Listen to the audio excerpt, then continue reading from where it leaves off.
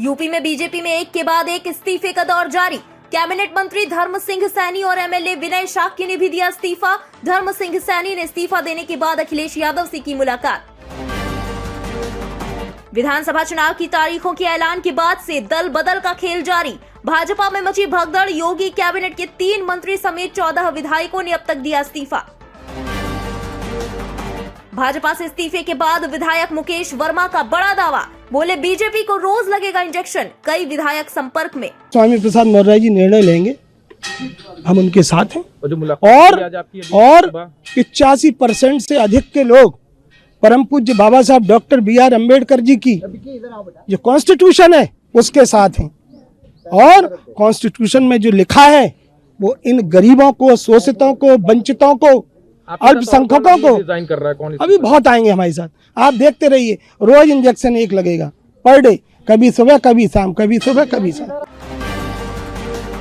कांग्रेस महासचिव प्रियंका गांधी वाड्रा ने यूपी चुनाव के लिए 125 उम्मीदवारों की पहली सूची की जारी। 50 महिलाओं को दिया गया टिकट। आज कांग्रेस पार्टी उत्तर प्रदेश के विधानसभा चुनाव के लिए अपनी पहली सूची जारी करने जा रही है। 125 प्रत्याशियों की सूची है, जिसमें से 50 महिलाएं हैं। क्योंकि ये एक ऐतिहासिक पहल है, तो हमने सोचा इस प्रेस कॉन्फ्रेंस के जरिए आप सबको थोड़ा बहुत इन प्रत्याशियों के साथ अवगत भी कर लें कि कौन है ये लोग, किस तरह की सूची है। हमने प्रयास किया है कि संघर्षशील और ऐसे प्रत्याशी हों जो एक नई राजनीति का पहल करें पूरे प्रदेश में।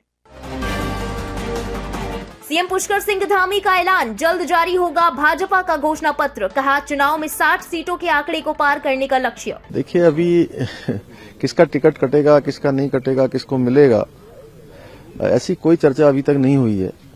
और जो भी टिकट जिसको भी मिलेंगे, सब देश काल परिस्थिति के अनुरूप जो कार्यकर्ता जो भी उसमें फिट बैठते होंगे।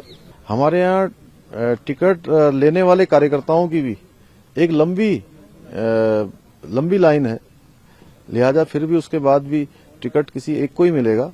सबका लक्ष्य एक है कि यहाँ पर अब की बार 60 पार। सीएम अरविंद केजरीवाल के पंजाब दौरे का दूसरा दिन। कहा भगवंत मान मेरे छोटे भाई, पंजाब के लोग तय करेंगे सीएम का चेहरा। भगवंत मान जी हमारे बहुत प्यारे हैं, मेरा छोटा भाई है, आम आदमी पार्टी के सबसे बड़े नेता हैं। हम भी अपने कमरे में बैठ के मैं तो कह रहा था कि भगवंत मान को बना देते हैं। भगवंत ने कहा नहीं, जनता से पूछना चाहिए सर।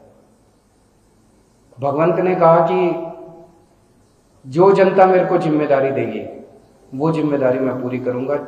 ये बंद कमरे पे सीएम का चेहरा डिसाइड करने का ये सिलसिला बंद करना चाहिए सर।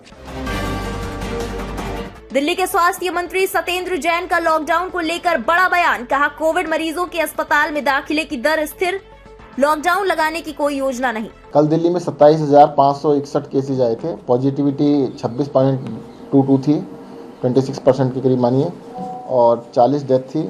और बेड ऑक्यूपेंसी थी 15% बेड ऑक्यूपाई थे। 85% बेड दिल्ली में अभी अस्पतालों के अंदर खाली थे जो हमने एलोकेट किए हुए हैं। 12,000 से ज़्यादा बेड खाली थे और 2363 बेड ऑक्यूपाई थे। नहीं, अभी लॉकडाउन का कोई विचार नहीं है। कश्मीर के कुलगाम में सुरक्षा बलों और आतंकियों के बीच मुठभेड़ खत्म।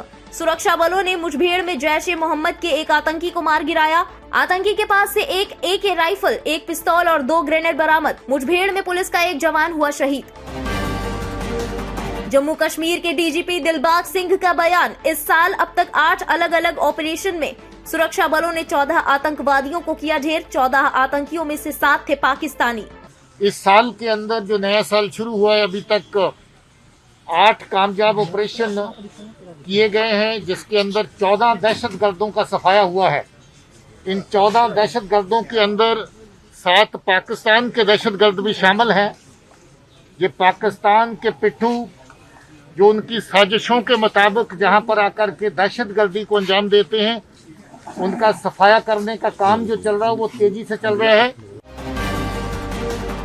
देश में टीकाकरण की रफ्तार तेजी से बढ़ी। 10 दिन में अब तक 3 करोड़ से ज्यादा बच्चों को दी गई कोरोना वैक्सीन की पहली खुराक। 3 जनवरी को शुरू हुआ था बच्चों के टीकाकरण का महाअभियान। इसी के साथ इस वक्त की टॉप 10 खबरों में बस इतना ही। देश और दुनिया की बाकी तमाम खबरों के लिए सब्सक्राइब करें इंडिया पब्लिक खबर के YouTube चैनल को। वीडियो को लाइक करें और ज्यादा से ज्यादा शेयर करें।